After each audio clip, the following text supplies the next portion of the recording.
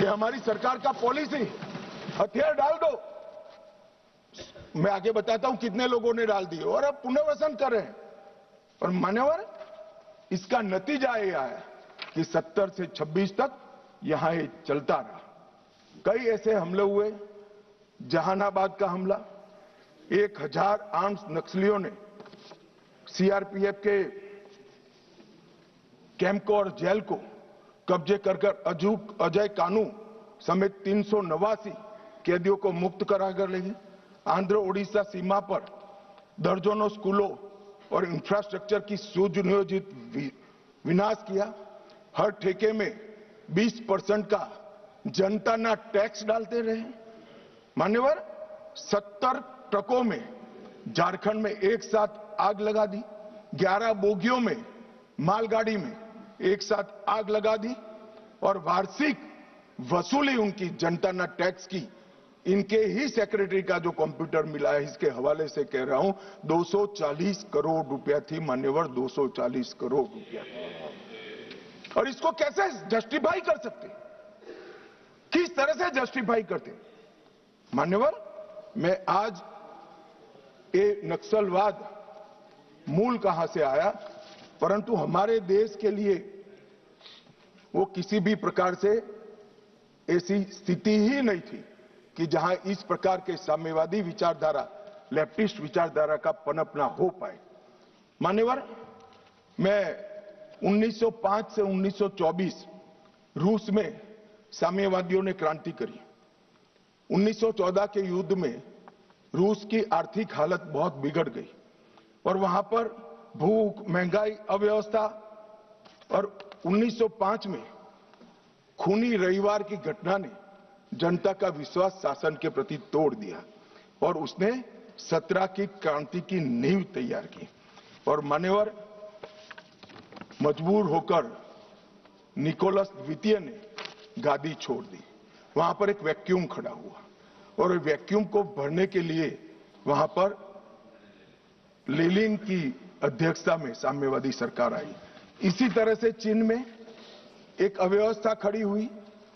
करोड़ों किसानों गरीबी और भूखमरी से जीवन जी रहे थे और 1921 में कम्युनिस्ट चीनी पार्टी की स्थापना हुई। माओ उनके नेता बने। कम्युनिस्टों और कुओमिंटांग के बीच में, जो वहां के सो कॉल्ड राष्ट्रवादी थे, राजा के वफादार थे, इनके बीच में युद्ध हुआ और 34-35 में एक लॉन्ग मार्च हुई और मान्यवर, एक पीपल्स रिपब्लिक ऑफ चाइना की स्थापना 1939 में हुई। अब ये 1939 और 1925 वो दो महत्वपूर्ण घटनाएं हैं। इसका हमारे देश में क्या असर हुआ है समझिए साहब।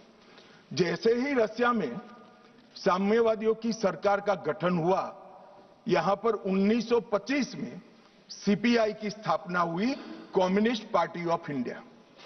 अब ये जो समर्थक है उनको मैं पूछना चाहता हूं, रसिया में कम्युनिस्टों की सरकार बनी, उसी वक्त यहां सीपीआई बना, सीपीआई की स्थापना हुई, इसके बीच में कोई रिलेशनशिप है क्या? ये सोचने की बात है। रसिया की सरकार ने स्पॉन्सर कर दुनिया भर में कम्युनिस्ट पार्टी की रचना की, इसका एक हिस्सा हमारे यहां बना हुआ। अब जिस पार्टी की नींव ही किसी दूसरे देश की प्रेरणा से गई है, वो हमारे देश का भला कैसे सोचेंगे? इन्होंने तो अंग्रेजों का भी समर्थन किया था। 1964 में कम्युनिस्ट पार्टी मार्क्सिस्ट बनी। ये भी समझने जैसा है कि सीपीआईएम क्यों बना। मान्यवर, 64 में 69 में 1969 में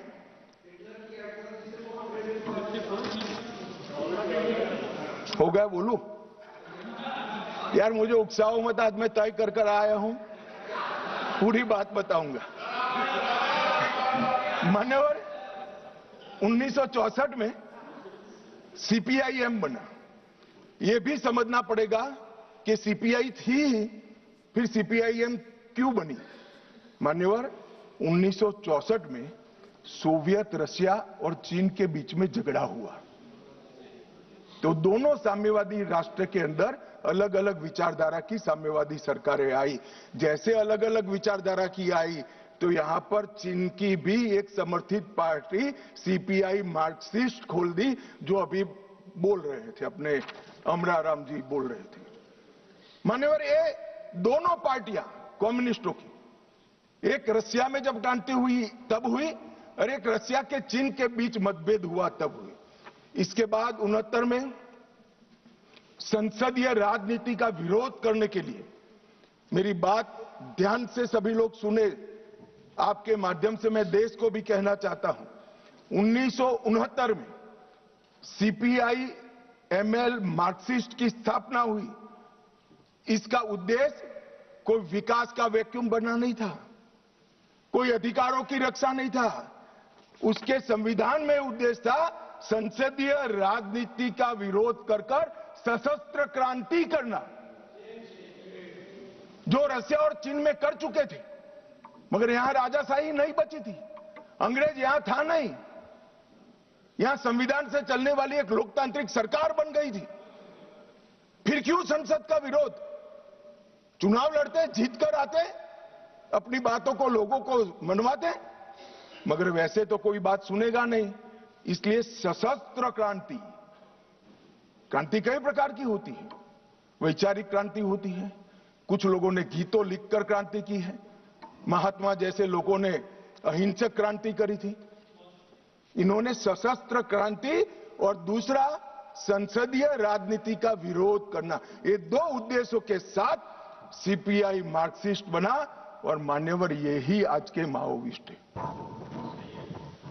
ये मूल समझे बगैर अन्याय अन्याय अन्याय अन्याय रटे जा रहे।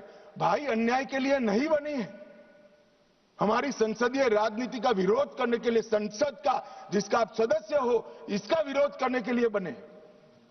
उसके बाद में 75 में जैसे ही कांग्रेस का समर्थन मिला, एमसीसी माओइस्ट बनी और बिहार झारखंड केंद्रित पार्टी बनी। फिर पीडब्ल्यूजी 80 में बना, वो आंध्र केंद्रित बना। 82 में दलित किसान केंद्रित सशस्त्र संघर्ष CPI ML party unity Bihar में बनी। दलित किसान केंद्रित संघर्ष इनका उद्देश्य था। 98 में पीपल्स वॉर ग्रुप बना और उसमें माओवादियों का एकत्रीकरण हुआ। इतना सब करने के बाद भी वो सफल नहीं हुए और 2000 में पीएलजेए बना, जीए बना, जो सैन्य विंग बनी, गुरुल्ला फोर्स बनाई मान्यवर। और 2004 में ये पीडब्ल्यूजी एमसीसी दोनों का विलय हो गया।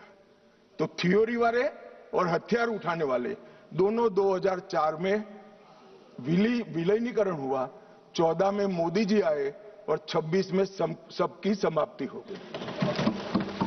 ये टोटल 1925 से लेकर 2026 तक 101 साल का उनका इतिहास है मानिए। इसीलिए मैं कहता हूं मेरे साथी सदस्यों को जो सामने बैठे हैं, आप इसको अन्याय का स्वरूप, अन्याय के खिलाफ संघर्ष का स्वरूप मानकर महिमा मंडित मत करो। हम जिस सदन में बैठे इसका विरोध करने के लिए वो जन्मे हैं। वोट की जगह